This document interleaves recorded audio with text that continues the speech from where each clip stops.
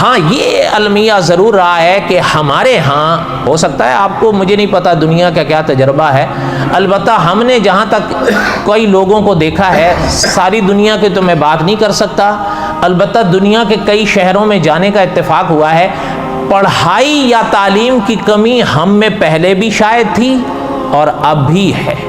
یہ تقریباً کم و بیش 28 سال پہلے کی بات ہے، اس لیے ممکن ہے اب کچھ فرق آ جائے، لیکن اس زمانے کی وہ بات مجھے اب بھی یاد ہے۔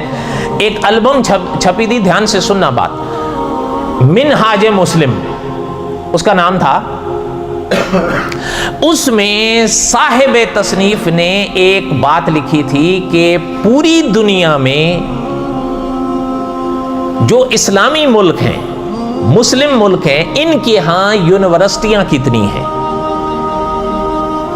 تو اس زمانے میں جو رپورٹ پیش کی گئی تھی پوری دنیا کے مسلم ممالک کے اندر یونیورسٹیوں کی، تو منہاج مسلم میں اس کا جواب چھپا تھا کہ پورے مسلم کنٹریز میں، مسلم دنیا میں، پوری دنیا کے مسلم دنیا میں 400 یونیورسٹیاں پائی گئی ہیں۔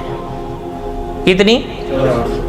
اور اگلا سوال اٹھا کہ آپ شاید پڑھ کے حیران ہوں یا سن کر، وہ میرے پاس اب بھی ہے، منہاج مسلم میں اگلی شک شائع ہوئی کہ تنہا جاپان میں 4000 یونیورسٹیاں ہیں۔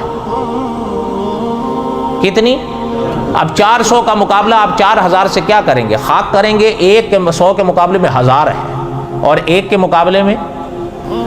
اچھا، صاحب قصص الانبیاء نے آگے یہ بات لکھنے کے بعد بڑے عجیب بات لکھی ہے، کہتے ہیں کہ یہ اس کو، یعنی جاپان والوں کو نہیں، ہمارے حوالے سے لکھا کہ یہ اس قوم کا حال ہے جن کے رسول صلی اللہ علیہ وسلم کے پاک دل پر جو پہلی وحی اتری ہے، اس پہلی وحی کی پہلی آیت کا پہلا لفظ یہ ہے کہ اقرا، پڑھیے۔